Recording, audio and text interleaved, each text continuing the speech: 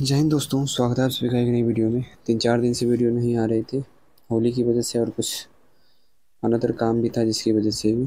तो चलिए आज का जो वीडियो है उसे शुरू करते हैं, टाइम वेस्ट नहीं करना है। आज हम लोग कवर करेंगे साइंस और टेक्नोलॉजी का पोर्शन। और अभी जो है एप्लीकेशन पे क्लास बंद हो रखा है, जो क्लास स्टार्ट होगा 1 अप्रैल से स्टार्ट होगा। तो आपको पता है कि तब तक हम लोग क्वेश्चन नंबर 1 है, मेंडल के आनुवंशिकता के नियम को किसने क्रोमोसोम की गतिविधि से समझाया? तो सबसे पहले इस क्वेश्चन को जानने से पहले आपको क्या जानना चाहिए कि आनुवांशिकता और आनुवांशिकी क्या होता है। आनुवांशिकता जो है वो अलग है और आनुवांशिकी जो है वो अलग है। इसे आप लोग अच्छे से जान लीजिए। आनुवांशिकता जो है ना, उसे इंग्लिश में बोलते हैं हेरेडिटी। क्या बोलते हैं? हेरेडिटी। और आनुवांशिक जो है उसे बोलते हैं इंग्लिश में जेनेटिक्स। क्या बोलते हैं? आनुवांशिकता को इंग्लिश में बोलते हैं हेरेडिटिक और आनुवांशिकी जो है उसको बोलते हैं जेनेटिक्स। तो आनुवांशिकता बोलते हैं गुणों का पीढ़ी दर पीढ़ी हस्तांतरित होने की प्रक्रिया, उसे ही आनुवांशिकता बोलते हैं। और यह जो गुणों का पीढ़ी दर पीढ़ी स्थानांतरित होती है उसका जो अध्ययन किया जाता है उसे बोलते हैं आनुवांशिकी। ठीक है। और आपको पता ही होगा कि फादर ऑफ जेनेटिक्स किसे बोला जाता है? मेंडल को। ठीक है। तो अब बात आई, मैं आपको बता दूं कि जब मेंडल आनुवांशिकता का खोज किए थे, मेंडल जो है आनुवांशिकता का खोज किए थे, तो उस समय में क्रोमोसोम और जीन की खोज नहीं हुई थी। तो वो जो है ना, इसके बारे में अच्छे से समझा नहीं पाए थे, मेंडल अच्छे से समझा नहीं पाए थे। तो इनके बारे में कौन समझाया था, ये पूछा जा रहा है क्वेश्चन में। तो इनके बारे में जो समझाए थे वो थे वाल्टर सटन तथा थियोडोर बोवेरी। कौन थे? वाल्टर सटन तथा थियोडोर बोवेरी। अच्छा ये बताइए, क्रोमोसोम का खोज किसने किया था? तो क्रोमोसोम का खोज किया था, कॉपी में लिख लीजिए, होफ मास्टर। किसने किया था? Hoff master. ठीक है। और क्रोमोसोम का नामांकन किसने किया था? तो क्रोमोसोम का नामांकन किया था वाल्डेयर। किसने किया था? वाल्डेयर। ठीक है। चलिए अब आगे बढ़ते हैं क्वेश्चन नंबर 2 की तरफ। रोम्बिक तथा एकंताक्ष गंधक हेतु संक्रमण ताप का मान कितना होता है? चलिए इससे पहले इसको जानने, इस क्वेश्चन का आंसर जानने से पहले मैं आपको कुछ बताता हूँ। अपर रूप आप लोग जानते होंगे। अपर रूप किसको बोलते हैं? एक ही तत्व जिसके रासायनिक गुण समान परंतु भौतिक गुण भिन्न भिन्न होते हैं। जैसे कार्बन है, कार्बन जो है, कार्बन का जैसे मान लीजिए कार्बन का अपरूप किसे किसे बोलते हैं? जैसे हीरा हो गया, ग्रेफाइट हो गया, फ्लोरीन हो गया, ये सब जो है कार्बन का अपरूप है। कार्बन का अपरूप है। इसका जो है ना रासायनिक संरचना जो है, यानी रासायनिक गुण जो है वो समान है, लेकिन इसकी भौतिक गुण आप देखते होंगे वो अलग अलग है। ठीक है। उसे ही बोलते हैं अपरूप। तो इसी प्रकार जो है ना, क्वेश्चन में पूछा गया कि रोम्बिक एवं एकंताक्ष गंधक, गंधक जानते हैं? सल्फर। सल्फर के भी अपरूप है, 3 अपरूप हैं। कौन कौन से अपरूप हैं सल्फर के? एक है रोम्बिक, दूसरा है मोनोक्लिनिक और तीसरा है प्लास्टिक। दूसरा है मोनोक्लिनिक, तीसरा है प्लास्टिक। ठीक है। तो रोम्बिक जो है, रोम्बिक रोम्बिक से एकंताक्ष यानी मोनोक्लिनिक बनाने के लिए कितने ताप की ज़रूरत होती है? रोम्बिक जैसे कि 0 डिग्री सेल्सियस पे रोम्बिक बना हुआ है। ठीक है।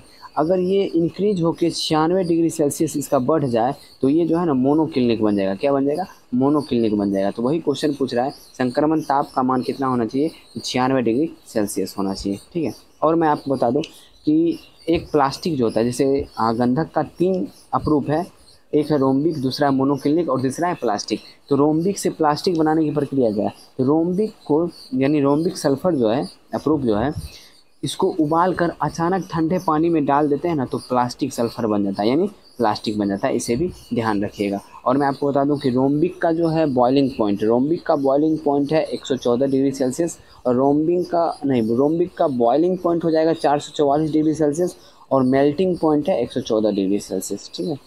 आगे बढ़ते हैं। गतिज ऊर्जा से संबंधित निम्न कथनों पर विचार कीजिए। यदि वस्तु का द्रव्यमान दोगुना हो जाए तो गतिज ऊर्जा दोगुनी हो जाएगी। बिल्कुल सही है। यदि वस्तु का वेग या रेखीय संवेग दोगुना हो जाए तो गतिज ऊर्जा बढ़कर 4 गुना हो जाएगा। बिल्कुल सही है। 1 और 2 दोनों सही है। अगर आपको इससे समझ में नहीं आता है तो 1/2 mv² वाला फॉर्मूला पे आप बैठा के देख लीजिएगा, सब समझ में आ जाएगा। आगे बढ़ते हैं। निम्न में से कौन सा कथन सत्य नहीं है? कौन सा कथन सत्य नहीं है? चलिए ठीक है, पढ़ते हैं ऑप्शन और समझ जाएंगे हम लोग। ठीक है। वैसी वसा जिसमें पोमिटिक अम्ल तथा एस्टेरिक अम्ल पाए जाते हैं संतृप्त वसा कहलाती है। यह वसा कमरे के ताप पर ठोस हो जाती है। ये कथन जो है ये बिल्कुल सत्य है। और इस चीज़ पे ध्यान देने बात इस क्वेश्चन में है, ये पोमेटिक अम्ल और स्टेरिक अम्ल। स्टेरिक अम्ल और पोमेटिक अम्ल जिसमें रहेगा उसमें जो है संतृप्त वसा रहता है, उसे ही संतृप्त वसा कहते हैं। इस पॉइंट को ध्यान रखिएगा, ठीक है। और यह जो वसा है कमरे के ताप पर ठोस अवस्था में होता है, जैसे घी। घी है, घी जो है ये संतृप्त वसा है। आगे बढ़ते हैं। अलोकी अम्ल युक्त वसा असंतृप्त वसा होती है। यह वसा कमरे के ताप पर द्रव में होता है। तो यही हो गया, अम्ल युक्त जो वसा होगी वह असंतृप्त वसा होगी। कैसे होगी? अलोकी अम्ल, अलोकी अम्ल ध्यान रखिएगा, अलोकी अम्ल युक्त वसा जो होगी वो असंतृप्त वसा होगी। और यह जो है कमरे के ताप पर द्रव अवस्था में होता है, जैसे तेल होता है ना, तेल।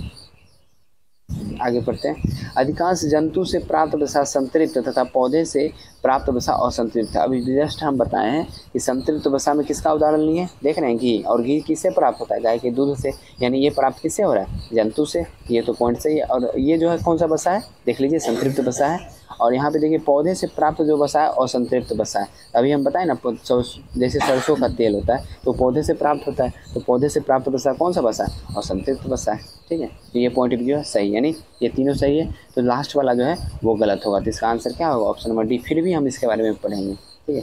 और संतृप्त वसा स्वास्थ्य के लिए हानिकारक होते हैं तथा संतृप्त वसा स्वास्थ्य के लिए उत्तम होते हैं, ठीक है। तो मैं आपको बता दूं कि संतृप्त वसा जो है, संतृप्त वसा में क्या आ गया? घी आ गया। तो घी जो है ना स्वास्थ्य के लिए हानिकारक है। अगर घी अधिक आप लेते हैं तो वो क्या होगा? वो कोलेस्ट्रॉल में बदल जाएगा। किसमें? वो वसा जो है संतृप्त वसा किस में बदल जाएगा? और संतृप्त वसा को कोलेस्ट्रॉल में क्या बदलता है? यकृत बदल देता है उसे कोलेस्ट्रॉल में। और कोलेस्ट्रॉल जो है मानव, यानी एक स्वस्थ मानव के शरीर में कोलेस्ट्रॉल की मात्रा 150 से 200, कितना? 150 से 200 मिलीग्राम प्रति 100 ml ब्लड में रहता है। प्रति 100 ml ब्लड में 150 से 200 मिलीग्राम कोलेस्ट्रॉल होना चाहिए एक स्वस्थ व्यक्ति में। अगर 200 से अधिक हो जाता है तब क्या होगा? जैसे जो धमनी होती है, धमनी की जो नली होती है, वो कोलेस्ट्रॉल क्या होता है? इसके आसपास ऐसे आके जमने लगता है, इसके आसपास जाके जमने लगता है। और ब्लड का जो प्रेशर होता है वो बहुत अधिक होता है। जब ब्लड को क्रॉस करने के लिए स्पेस नहीं मिलता है तो ये बहुत ज़्यादा प्रेशर होता है, जिसकी वजह से ये नली जो है वो फट जाती है। और फटने के बाद ब्लड जो है आंतरिक रूप से ब्लड का स्राव होने लगता है, यानी ब्लड बहने लगता है, जिसकी वजह से जो है मानव को हार्ट अटैक आता है और उनकी मृत्यु हो जाती है। चलिए आगे बढ़ते हैं। गठिया रोग के निदान हेतु निम्नलिखित में से किस रेडियो एक्टिव तत्व का उपयोग किया जाता है? बताइए। तो इसमें से जो गठिया रोग, आयोडीन 131 के बारे में जानते हैं, थायराइड ग्रंथि के से संबंधित उपचार में उपयोग करते हैं। और ये गठिया रोग के निदान है, तो गठिया रोग के निदान के लिए हम लोग होल्मियम 166 का प्रयोग करते हैं। किसका? होल्मियम 166 का प्रयोग करते हैं। बहुत इंपॉर्टेंट क्वेश्चन है और नया क्वेश्चन है, अभी तक कहीं पूछा नहीं गया, आगे पूछा जाएगा। होल्मियम 166 का हम लोग प्रयोग करते हैं गठिया रोग के लिए, ठीक है। और ये जो है ल्यूटीशियम 177 भी आप पहली बार पढ़ रहे होंगे। तो ल्यूटीशियम 177 का प्रयोग करते हैं रेडियोथेरेपी में। किस में करते हैं? रेडियोथेरेपी में इसका प्रयोग करते हैं। चलिए आगे बढ़ते हैं। एक विद्युत हीटर जब 8 एम्पीयर की धारा प्रवाहित होती है तब उसके छोरों के बीच का विभवांतर 16 वोल्ट रहता है। जब उसके छोरों के बीच का विभवांतर 180 वोल्ट कर दिया जाए तो हीटर में प्रवाहित धारा का मान क्या होगा? देखिए मैं फार्मूला आपको बता देता हूँ। ओम का नियम आप लोग को पता होगा, V बराबर IR। उसी फार्मूले पे ये बनेगा। तो V बराबर IR अगर होता है तो R बराबर क्या होगा? V बाय I हो जाएगा। क्या हो जाएगा? V by. इसी प्रकार V आ गया कितना? 16 और I आ गया, यानी धारा आ गया 8। तो ये हो गया 2 ओम, 2 ओम हो गया, ठीक है। आगे इसमें कर रहा है कि उसी की जगह क्या करेंगे? 180 वोल्ट का जो है विभवांतर लगा देंगे, बढ़ा देंगे, मतलब 180 वोल्ट कर देंगे। तो क्या होगा? तो 180 बटा 2 ओम हम लोग का आया था, यानी 90 एम्पियर जो है धारा इसमें प्रवाहित होगी। कितनी प्रवाहित होगी? 90 एम्पियर। आगे बढ़ते हैं। निम्नलिखित में से किस संघ के जंतु अजीवों के शरीर द्विपार्श्व सममित रहता है परंतु टॉर्सन प्रक्रिया के कारण शरीर बाद में असममित हो जाता है? तो किस में? तो इसका आंसर क्या होगा बताइए। इसका आंसर आपको ऑप्शन देखते हैं। तो इसका आंसर हो जाएगा मोलास्का। क्या हो जाएगा? मोलास्का, ठीक है। नेक्स्ट आगे बढ़ते हैं। कथन 1 और कथन, ठीक है। ऊंचाई पर वायुमंडलीय दाब घट जाता है जिससे जल 100 डिग्री सेल्सियस से अधिक ताप पर उबलता है। यही कारण है कि ऊंचाई पर खाना देर से बनता है। बताइए सही है क्या ये जो है गलत है, ठीक है। अगर ऊंचाई पर वायुमंडलीय दाब घट जाएगा ना तो ताप मतलब तो जल का जो बॉइलिंग पॉइंट है वो भी घट जाएगा। ठीक है। नेक्स्ट दूसरा पॉइंट है, प्रेशर कुकर के अंदर दाब उच्च होता है जिससे जल 100 डिग्री सेल्सियस से कम ताप पर उबलता है। इस प्रकार खाना कम समय में पक जाता है। तो ये पॉइंट भी गलत है। ठीक है। तो इसमें से कथन एक और दो दोनों हो सकते हैं। आगे बढ़ते हैं। निम्नलिखित कथनों पर विचार कीजिए। पृथ्वी के गुरुत्व के कारण त्वरण घटता है यदि। नेक्स्ट क्वेश्चन है, किस धातु से बनाई गई मिश्र धातु हवाई जहाज तथा रेल के डिब्बे में पुर्जे के काम में लिया जाता है। ठीक है। वैसे इसका आंसर आपको पता होगा पहले से कि एल्युमिनियम इसका आंसर होगा, लेकिन थोड़ा डिटेल में हम लोग बात करेंगे इसके बारे में भी। अच्छा ये बताइए, जब मैं मिश्र धातु बोलता हूँ तो आप क्या समझते हैं कि मिश्र धातु तत्व होगा, यौगिक होगा या मिश्रण होगा? तो कोई इसमें बोलेंगे कि यौगिक होगा, कोई बोलेंगे तत्व होगा, कोई बोलेंगे कुछ होगा, लेकिन मिश्र धातु जो है वो मिश्रण होगा।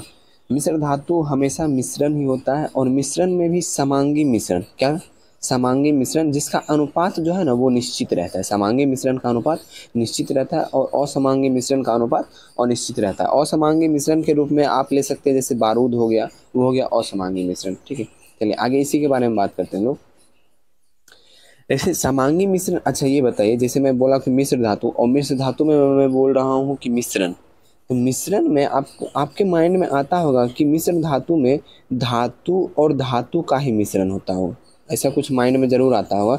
अगर आपसे पूछा जाए कि मिश्र धातु धातु प्लस धातु का मिश्रण है, धातु प्लस धातु का मिश्रण है, धातु या फिर दोनों, तो क्या आंसर लगेगा? तो ज़्यादातर लोग जो है धातु प्लस धातु का मिश्रण ही लगाएंगे, लेकिन मिश्र धातु जो है वो धातु प्लस धातु का समांगी मिश्रण तो है ही, और धातु तथा अधातु का भी समांगी मिश्रण है मिश्र धातु। ठीक है।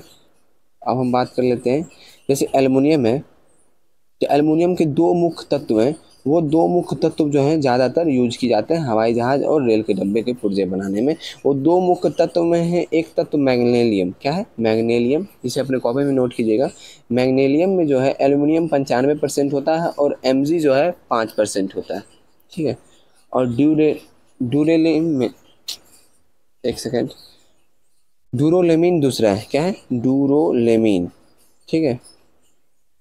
तो ड्यूरोलेमिन में जो है 95% एल्युमिनियम होता है, Cu होता है 4%, मैग्नीज होता है 0.5% और Mn होता है 0.5%। ठीक है। अच्छा ये बताइए, ये दोनों जो है यानी एल्युमिनियम का ये दोनों पार्ट जो है यानी मैग्नीशियम और ड्यूरोलेमिन, ये क्यों प्रयोग किया जाता है? ये इसलिए प्रयोग किया जाता है क्योंकि यह अत्यंत मजबूत और हल्का होता है। ठीक है। नेक्स्ट क्वेश्चन है, किसी विद्युत परिपथ में किसी निश्चित समय t में व्यय की गई विद्युत ऊर्जा का मान क्या होगा? तो इनमें से सभी होगा। ठीक है। चलिए आगे बढ़ते हैं। निम्न कथनों पर विचार कीजिए। ठीक है, विचार करते हैं। एटीपी समस्त जैव कोशिकाओं में रासायनिक ऊर्जा का मुख्य स्रोत है, बिल्कुल सही है। एटीपी का उत्पादन जैव कोशिका में ही होता है, जिसके कारण एटीपी को जैव ऊर्जा भी कहा जाता है, बिल्कुल सही है। नेक्स्ट है, एटीपी के उत्पादन के लिए कोशिका मुख्यतः ग्लूकोज का प्रयोग करती है, इसके लिए ग्लूकोज को कोशिकीय ईंधन कहते हैं, ये भी सही है। ठीक है। अच्छा ये बताइए, जैसे मानव के शरीर में ग्लूकोज खत्म हो जाएगा तो फिर कोशिका कार्य नहीं करेगा? कार्य करेगा, क्योंकि ग्लूकोज अगर मानव के शरीर में जब खत्म हो जाता है तो उसके बाद मानव शरीर में जो प्रोटीन है, प्रोटीन अपने बॉडी में ऐसे ऐसे हार्मोन है जो उस प्रोटीन को ग्लूकोज में परिवर्तित कर देगा। फिर आप बोलिएगा कि प्रोटीन अगर ख़त्म हो जाता है तो फिर क्या होगा? तो प्रोटीन के बाद जो अपने शरीर में वसा है, क्या है? वसा जो है, फैट जो है, उसे परिवर्तित कर देगा ग्लूकोज में। फिर आपके मन में आएगा अगर वसा भी ख़त्म हो जाता है तो वसा अगर ख़त्म हो जाता है तो इसका मतलब ये है कि वो मानव खाना नहीं खा रहा है और वो उसकी मृत्यु हो जाएगी। ठीक है। तो इसका आंसर 1 2 3 तीनों हो जाएगी। फोटो इलेक्ट्रॉन तभी प्राप्त होते हैं जब आपतित किरण की कंपनावृत्ति एक निश्चित विशिष्ट मान से अधिक होता है। इस निश्चित विशिष्ट मान को क्या कहते हैं? तो इस निश्चित विशिष्ट मान को कहते हैं थ्रेशोल्ड कंपनावृत्ति। क्या बोलते हैं? थ्रेशोल्ड कंपनावृत्ति। नेक्स्ट, विरामावस्था में एक व्यक्ति अपनी साइकिल चलाना शुरू करता है और 30 सेकंड में 6 मीटर प्रति सेकंड का वेग प्राप्त करता है। इसके बाद वह ब्रेक लगाता है कि साइकिल का वेग 5 सेकंड में कम होकर 4 मीटर प्रति सेकंड हो जाता है। दोनों स्थितियों में साइकिल का त्वरण का योग ज्ञात कीजिए। बहुत आसान सा क्वेश्चन है। ठीक है। सबसे पहले देखिए, इसमें दोनों को अलग अलग बनाना पड़ेगा, लेकिन कॉपी पे ये बेस्ट बन पाएगा, यहाँ पे तो आप समझ नहीं पाइएगा। फिर भी मैं नॉर्मली बता देता हूँ, ठीक है। देखिए इसमें फर्स्ट पॉइंट में जो है विरामा अवस्था दिया हुआ है, मतलब शुरुआती चाल 0 है, ठीक है। उसके बाद टाइम 30 सेकंड दिया है और 6 मीटर प्रति सेकंड दिया है अंतिम वेग, ठीक है। इसमें जो है और दूसरा पॉइंट जो दिया है, उसके बाद ब्रेक लगाता है, फिर साइकिल का वेग अगले 5 सेकंड में कम हो जाता है। तो दूसरा में क्या है, अभी 6 मीटर प्रति सेकंड चल रहा था, इसका जो है प्रारंभिक चाल हो जाएगा 6 मीटर प्रति सेकंड, टाइम दे दिया 5 सेकंड, और अंतिम चाल हो गया 4 मीटर प्रति सेकंड, ठीक है। इस पर हम लोग निकाल सकते हैं आसानी से। तो त्वरण निकालना है, फर्स्ट का त्वरण निकालिए। त्वरण का फॉर्मूला होता है v minus you by T, मतलब अंतिम वेग माइनस शुरुआती वेग बटा समय, ठीक है। तो ये अगर निकालिएगा आप, अंतिम वेग माइनस शुरू, तो 6 माइनस 0 बटा 30, यानी 6 बटा 30, इसका मतलब 1 बटा 5, मतलब 0.2 आ गया। और दूसरा का जब निकालिएगा आप लोग, तो ये हो जाएगा अंतिम वेग हो गया 4, 4 में से 6 आ जाएगा -2, -2 बटा 5 हो जाएगा, तो ये आ गया -0.4। और ये इसका ऐड पूछ रहा है यहाँ पे, त्वरण का योग बताइए। त्वरण का योग कीजिएगा तो 0.2 मीटर प्रति सेकंड आएगा, वो माइनस में आ जाएगा क्योंकि ये मंदन हो जाएगा। इसका आंसर 0.2 मीटर प्रति सेकंड होगा। निम्नलिखित कथनों पर विचार कीजिए। भारत 1982 में रामसर समझौते का सदस्य बना, बिल्कुल सही है। नवंबर 2022 तक भारत के 75 स्थलों को रामसर अभिसमय के तहत अंतर्राष्ट्रीय आर्द्र भूमि के रूप में शामिल कर दिया गया, ये भी सही है। और तीसरा है, सर्वाधिक आर्द्र भूमि क्षेत्रफल वाला राज्य पश्चिम बंगाल नहीं हरियाणा हो, क्या होगा, गुजरात होगा। गुजरात क्या हो जाएगा, गुजरात, ठीक है। तो ये गलत है, तो इसका आंसर 1 और 2 हो जाएगा। नेक्स्ट, निम्नलिखित में से कौन सा पदार्थ समान स्थिति में किसी स्वस्थ व्यक्ति के मूत्र में कभी उत्सर्जित नहीं होता है। चलिए इसके बारे में मैं बता देता हूँ। एक स्वस्थ व्यक्ति जो है ना, उसके मूत्र में क्या क्या प्राप्त होता है, क्या क्या रहता है, ये आपका जानना बहुत ज़रूरी है। सबसे पहली बात कि उसके जो है, अपने कॉपी में नोट कीजिए कि 96% जल रहता है। जल कितना रहता है, 96%। दूसरा है 2% यूरिया रहता है, 2% यूरिया रहता है।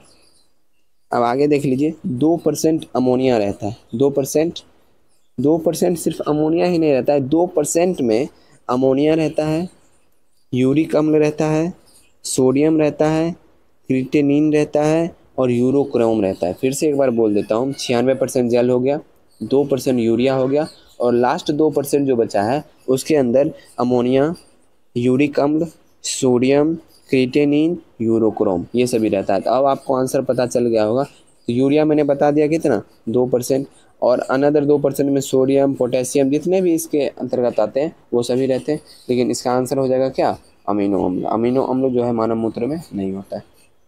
सल्फर डाइऑक्साइड रंगीन पदार्थ का विरंजन किस प्रक्रिया द्वारा करती है। तो सल्फर डाइऑक्साइड जो है रंगीन पदार्थ का विरंजन जो करती है वो अपचयन प्रक्रिया के द्वारा। किसके द्वारा, अपचयन प्रक्रिया के द्वारा। और मैं आपको बता दूं कि सल्फर डाइऑक्साइड जो है ना, जो ब्लीच करता है यानी रंगहीन करता है, वो अस्थायी होता है। क्या होता है, अस्थायी होता है। तो बोलिए अस्थायी किसके द्वारा क्या होता है, अस्थायी जो किया जाता है वो क्लोरीन के ब्लीच की सफाई अस्थायी होती है। क्लोरीन के ब्लीच की जो सफाई है अस्थायी होती है, ठीक है। क्लोरीन द्वारा अगर हम ब्लीच करते हैं, यानी क्लोरीन द्वारा अगर हम रंगहीन करते हैं तो वो अस्थायी होती है। और सल्फर डाइऑक्साइड द्वारा जो रंगीन पदार्थ की है उसकी प्रक्रिया को अपचयन बोलते हैं, लेकिन क्लोरीन द्वारा जो किया जाता है उसे ऑक्सीकरण बोला जाता है। आगे, यदि किसी दर्पण के आगे कितनी भी दूरी पर खड़ा रहने प्रतिबिंब सीधा दिखाई देता है तो वह दर्पण किस प्रकार का होगा। इसमें आप लोग जान लीजिए, प्रतिबिंब जो बनते हैं वो सिर्फ 2 प्रकार के बनते हैं। एक प्रतिबिंब जो है वास्तविक प्रतिबिंब है, और दूसरा जो है आभासी प्रतिबिंब है। वास्तविक प्रतिबिंब हमेशा उल्टा होता है, वास्तविक प्रतिबिंब जो है वो हमेशा उल्टा होता है, और आभासी प्रतिबिंब हमेशा सीधा होता है। तो समतल या उत्तल दर्पण में जो है हमेशा आभासी प्रतिबिंब बनेगा। कैसा बनेगा, आभासी प्रतिबिंब बनेगा समतल या उत्तल में। लेकिन अवतल में जो है आभासी और वास्तविक दोनों प्रतिबिंब बनता है, ठीक है। इसका आंसर आपको समझ में आ गया होगा। हमेशा सीधा कौन सा दिखाई देता है, तो आभासी प्रतिबिंब दिखाई देता है। तो इसका आंसर क्या हो जाएगा, समतल या उत्तल। निम्नलिखित में से किस युग्म की बीमारियों का कारण विषाणु है। युग्म की बीमारियों का कारण विषाणु है। चलिए, मलेरिया हो गया प्रोटोजोआ से, और पोलियो हो गया विषाणु से, तो ये गलत हो गया। पोलियो और बर्ड फ्लू, हाँ ये जो है दोनों विषाणु से होता है, सही है। पोलियो और तपेदिक पोलियो विषाणु से, ये जीवाणु से ये नहीं होगा। सिर्फ ऑप्शन नंबर 20 सही है इसका। वयस्क व्यक्ति के मुख गुहा में किस प्रकार के दांतों की संख्या सर्वाधिक होती है? देखिए मानव जो है यानी व्यक्ति जो है उसके निचले जबड़ा में भी सेम दांत होता है और ऊपर वाले जबड़ा में भी सेम दांत होता है, ये बात आपको पता है। तो हम लोग आधे पर से काउंटिंग करेंगे तो फिर हमको पता चल जाएगा। उस हिसाब से अगर मैं आपको इसका आंसर बता दूँ, वैसे आपको पता होगा 2 1 2 3 ऐसे करके रहता है। जैसे 2 दांत हो गया, आगे वाला 2, एक साइड का हम लोग काउंट करते हैं साइंस के हिसाब से, एक साइड का काउंट किया जाता है। तो 2 हो गया, फिर उसके बाद कैनाइन हो गया, फिर उसके बाद हो गया कैनाइन, इंसीजर, प्रीमोलर 2 हो जाएगा और मोलर 3 हो जाएगा। ठीक है, इस अनुसार रहता है। तो इस मोलर हो जाएगा 3, तो 3 चौक 12 मोलर रहता है। तो इस अनुसार जो है दांतों की संख्या सर्वाधिक मोलर की होगी। आगे बढ़ते हैं। सभी चुंबकीय पदार्थ अपना चुंबकीय गुण कम करते हैं जब वे बहुत ज़्यादा गर्म हो जाते हैं। नेक्स्ट, कई प्रत्यारोपित पौधे जैसे प्याज का पौधा इसलिए नहीं बढ़ते हैं क्योंकि, क्यों नहीं बढ़ते बताइए? क्योंकि प्रतिरोपण के दौरान अधिकांश मूल रोम नष्ट हो जाते हैं। देखिए प्याज का पौधा आप लोग देखे होंगे, इसमें अंदर में छोटा छोटा मूल रोम होता है इसके जड़ में। ठीक है, तो जब व्यक्ति जो है एक स्थान से दूसरे स्थान पर, जैसे इसका बागान लगाया जाता है, उस बागान से उखाड़ के दूसरे जगह खेत में लगाया जाता है, फिर प्याज उत्पादित होता है।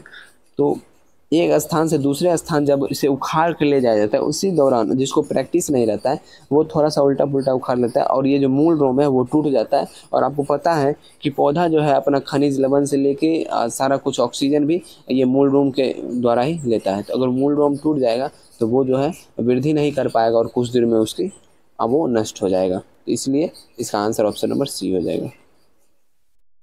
फरमाइका जो पलंग टेबल कुर्सी आदि की फरमाइका जिसको हम लोग सनमाइका के नाम से जानते हैं वही है। ठीक है ना, ध्यान रखिएगा। लकड़ी पर साटा जाता है जिससे इसका सौंदर्य बढ़ जाता है, यह फरमाइका है। यह फरमाइका क्या है? यूरिया फॉर्मल्डिहाइड प्लास्टिक है। नेक्स्ट, दो निकायों के बीच, अच्छा ये आप लोग देख रहे होंगे फिनॉल फॉर्मल्डिहाइड प्लास्टिक, इसे ही बैकेलाइट बोलते हैं। क्या बोलते हैं? बैकेलाइट, आप लोग को पता होगा, इसे ही बोलते हैं। और बैकेलाइट वो उसे बोलते हैं जैसे अपने घर में स्विच बोर्ड होता है ना, इलेक्ट्रिक बोर्ड, तो उसमें जो वाइट कलर का स्विच सब लगा होता है वो बैकेलाइट का ही बना हुआ होता है। नेक्स्ट, दो निकायों के बीच ऊष्मा के प्रवाह की दिशा निर्भर करती है किस पे? तो दो निकायों के बीच ऊष्मा के प्रवाह की दिशा निर्भर करती है उसके अपने अपने तापमान पे। ठीक है, क्योंकि मैं पहले भी बता चुका हूँ अपने अपने तापमान पे कैसे। ये जो जैसे दो निकाय हैं जिसमें ऊष्मा अधिक होगा, उस अधिक ऊष्मा वाला जो है कम ऊष्मा वाला में जाएगा। विभवांतर में भी सेम, उच्च विभवांतर वाला जो है वो निम्न विभवांतर की तरफ जाएगा। इनमें से कौन सा कथन सही है? चलिए पढ़ लेते हैं, पता चल जाएगा। क्लोरोफिल की प्रकाश संश्लेषण इकाई तथा हरित लवक को प्रकाश संश्लेषी अंगक कहते हैं, बिल्कुल सही है। क्लोरोफिल के बिना जीव स्वपोषी जीवन जी सकते हैं, ये भी सही है। ठीक है, 1 और 2 दोनों सही है इसमें। ठीक है, ध्यान रखिएगा। अमीबा तथा पैरामीशियम स्वपोषी जीव है, बिल्कुल गलत है। अमीबा और पैरामीशियम जो है परपोषी जीव है, दूसरे पे आश्रित रहते हैं। और नेक्स्ट है प्रकाश संश्लेषण की प्रक्रिया में वातावरण CO2 का निकास होता है, बिल्कुल गलत है। तो ये भी इसका सही है। निम्नलिखित में से कौन सा जल से हल्का होता है? तो जल से हल्का कौन सा होता है बताइए? तो जल से हल्का इसमें से जो है सोडियम। नेक्स्ट, 150 मीटर प्रति सेकंड के वेग से चलती हुई 10 ग्राम द्रव्यमान की गोली एक लकड़ी के गुटके में प्रवेश करने में 0.03 सेकंड के बाद रुक जाती है। गोली लकड़ी की कितनी दूर जाएगी? मैं इसका आंसर बता देता हूँ, अगर आप लोग से सॉल्व नहीं होता फिर भी फॉर्मूला मैं आपको बता देता हूँ। सबसे पहले तो इसका जो है प्रारंभिक वेग पता ही है, द्रव्यमान पता ही है। प्रारंभिक वेग दिया ना 150 मीटर प्रति सेकंड, द्रव्यमान दे रखा है, समय भी दे रखा है, और अंतिम वेग भी लकड़ी ये गोली जो है जाके रुकेगी, बाद में रुक जाती है, मतलब अंतिम वेग 0 हो गया इसका, तो वो भी दे रखा है। ठीक है, इसी पे निकालना होगा। इसका फॉर्मूला है S बराबर UT प्लस हाफ AT²। इसी पे ये बनेगा। इसमें A नहीं दिया हुआ है, A पहले निकालना होगा, यानी त्वरण निकालना होगा, जिसमें हमको प्राप्त है V-U/T पे त्वरण निकालने के बाद उसके बाद इसको सॉल्व कीजिएगा। इसका आंसर आ जाएगा 2.25 मीटर। नहीं सॉल्व होता है तो टेलीग्राम पे पूछिए, मैं कॉपी भी सॉल्व करके दे दूंगा। बायोम के अंतर्गत शामिल होता है, बायोम के अंदर पृथ्वी पे जितने भी चीज़ उपस्थित है ना वो सभी बायोम के अंदर आ जाएंगे। नेक्स्ट, विश्व हेपेटाइटिस दिवस कब मनाया जाता है? विश्व हेपेटाइटिस दिवस 28 जुलाई को मनाया जाता है। जल में एसिटिक अम्ल के घुलने के उपरांत अभिक्रिया होगी कैसी? तो जल में एसिटिक अम्ल के घुलने के उपरांत अभिक्रिया होगी उष्माशोषी अभिक्रिया। कैसी होगी? उष्माशोषी अभिक्रिया। ग्लूकोज का कोशिका में परिवर्तन कराने हेतु जिम्मेवार प्रोटीन अणु निम्न में से कौन सा है? तो वो अणु है GLUT4। क्या है? GLUT4। इस पे ध्यान दीजिएगा। पिछला क्वेश्चन 32 नंबर, जल में एसिडिक अम्ल के घुलने के उपरांत अभिक्रिया जो है उष्माक्षेपी अभिक्रिया होगी, ना कि उष्माशोषी। क्या होगी? उष्माक्षेपी अभिक्रिया। बुर्नर्स ग्रंथि तथा गॉबलेट कोशिका मानव की छोटी आंत के किस भाग में पाए जाते हैं? ये पाए जाते हैं ग्रहणी में। कहाँ पाए जाते हैं? ग्रहणी में। और ये जो है मानव का जो छोटा आंत है उसका 3 भाग होता है। एक ग्रहणी होता है, दूसरा जेजुनम होता है और तीसरा इलियम होता है। ठीक है, सबसे छोटा ग्रहणी हो गया, इलियम सबसे बड़ा और सबसे मध्य में जेजुनम रहता है। नेक्स्ट, निम्नलिखित तत्वों में से किस तत्व की प्रथम आयनन ऊर्जा अधिकतम होती है? तो प्रथम आयनन ऊर्जा किस तत्व की अधिकतम होती है? ये होती है पी की। पी देखिए, आपको एक चीज़ और क्लियर कर दूं, पी जो है ना अधातु, यानी फास्फोरस जो है वो अधातु है, और अधातु की आयनन ऊर्जा धातु से अधिक ही होगी। ठीक है, धातु से अधिक होती है अधातु की आयनन ऊर्जा। ये तीनों जो है वो धातु दे रखा है, ये जो है अधातु है, इसलिए यही आंसर होगा। नेक्स्ट, ध्वनि के वेग किस गैस में अधिकतम होते हैं? तो ध्वनि का वेग जो है किस गैस में अधिकतम होगा? तो ये हो जाएगा हाइड्रोजन में। यदि कोई ऐसा ग्रह हो जिसका द्रव्यमान पृथ्वी से 2 गुना तथा त्रिज्या 3 गुना हो, उस ग्रह की सतह पर 9 kg द्रव्यमान की वस्तु का भार क्या होगा? ये क्वेश्चन मैं पिछले किसी वीडियो में बता चुका हूँ, और न्यूमेरिकल्स क्वेश्चन है तो यहाँ पे सॉल्व करने में बहुत प्रॉब्लम होगा, और इसे भी आप समझ नहीं पाइएगा। आंसर मैं बता देता हूँ, फिर भी आपको जानना ज़रूरी है। आप मुझे टेलीग्राम पे मैसेज कीजिएगा, मैं समझा के अच्छे से बना के कॉपी में आपको समझा दूंगा टेलीग्राम पे। ठीक है, तो इसका आंसर हो जाएगा ऑप्शन नंबर बी, 19.6 जूल। ठीक है, 19.6 न्यूटन। नेक्स्ट, पेस मेकर को क्या कहते हैं? तो पेस मेकर को S5A नोड कहते हैं। नेक्स्ट है, निम्नलिखित में से कौन सा सबसे हल्की तथा अज्वलनशील गैस है? इस चीज़ को ध्यान रखिएगा, इसमें सिर्फ सबसे हल्की ही नहीं पूछा गया, अज्वलनशील भी पूछा गया, जिसकी वजह से इसका आंसर हीलियम होगा। नहीं तो सबसे हल्की हाइड्रोजन हो जाता, लेकिन इसकी वजह से इसका आंसर हीलियम होगा। स्मार्टफोन में व्यापक रूप से उपयोग हो रहा है टच स्क्रीन किस प्रकार का डिवाइस है? तो टच स्क्रीन जो है इनपुट और आउटपुट दोनों देता है। वयस्क शरीर में शुक्राणु निर्माण हेतु अनुकूलतम तापमान परिसर कितना है? तो वयस्क मानव शरीर का जो शुक्राणु निर्माण के लिए तापमान है वो अपने बॉडी से 2 से 3 डिग्री सेल्सियस कम होना चाहिए, यानी 34 से 35 डिग्री सेल्सियस। KCOCO4 में कोबाल्ट की ऑक्सीकरण संख्या कितनी है? तो इसमें कोबाल्ट की ऑक्सीकरण संख्या कितनी है? ये है -1। चलिए नेक्स्ट क्वेश्चन, निम्नलिखित में से कौन सा सही सुमेलित नहीं है? तो प्रतिबल ML इनवर्स T इनवर्स 2। ठीक है, प्रतिबल तो सही है। विकृति नहीं है, इसका आंसर हो जाएगा ऑप्शन नंबर बी। विकृति जो है ना वो बीमाहीन होता है, इसका कोई बीमा ही नहीं होता है। ठीक है, आगे बढ़ते हैं। जेट प्लेन की गति जब ध्वनि की गति से ज़्यादा होती है तो कौन सी तरंग निकलती है? तो कौन सी तरंग निकलेगी बताइए? तो ये तरंग निकलती है शॉक वेव्स। क्या निकलती है? Shock waves. नेक्स्ट है, एक सरल सूक्ष्मदर्शी 6D क्षमता के उत्तल लेंस से बना है, सूक्ष्मदर्शी की आवर्धन क्षमता कितनी होगी? तो इस सूक्ष्मदर्शी की आवर्धन क्षमता होगी 2.5। नेक्स्ट, निकोला टेस्ला किसके लिए प्रसिद्ध है?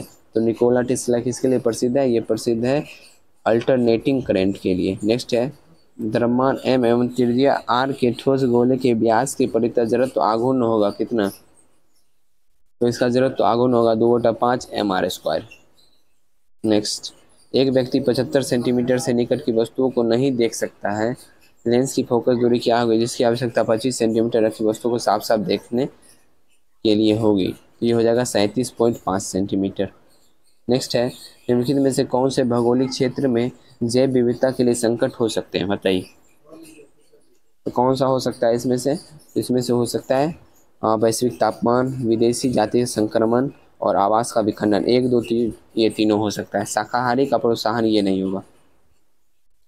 लास्ट क्वेश्चन है, क्रायोजेनिक तकनीकी का प्रयोग मुख्यतः किस क्षेत्र में किया जाता है? तो आपको पता ही होगा कि रॉकेट तथा मिसाइलों को बनाने में क्रायोजेनिक तकनीक का प्रयोग किया जाता है। ठीक है, तो सेट समाप्त हो गया। सेट में बहुत सारे न्यूमेरिकल्स थे, जो न्यूमेरिकल्स आपको समझ में नहीं आ रहा है, थोड़ा सा भी समझ में नहीं आ रहा, वो आप मुझे टेलीग्राम पे पूछ सकते हैं, जिसको मैं अपने कॉपी पे सॉल्व करके आपको समझा दूंगा, ठीक है ना। लेकिन यहाँ पे इतनी छोटी सी मोबाइल स्क्रीन पे समझाना थोड़ा मुश्किल हो रहा है, जिसकी वजह से मैं नहीं समझा पा रहा हूँ, ठीक है। तो सेट पसंद आया होगा, सेट पसंद आया वीडियो को लाइक कर दीजिए। फिर अभी से कंटिन्यू आपको ये जो वीडियो है यानी ये सेट जो है मिलती रहेगी शाम में 6 बजे, शाम में 6 बजे, और मंडे टू सैटरडे मिलेगी। संडे को वीडियो नहीं आती है अपने चैनल पे, ठीक है ना। तो इसलिए आप लोग ज़बरदस्ती नहीं कीजिएगा कि संडे को भी आना चाहिए, नहीं आती है। थोड़ा सा रेस्ट भी चाहिए लाइफ में, आप भी रेस्ट कीजिए, रिवीजन कीजिए, ठीक है। तो चलिए मिलते हैं नेक्स्ट वीडियो में। जय हिंद।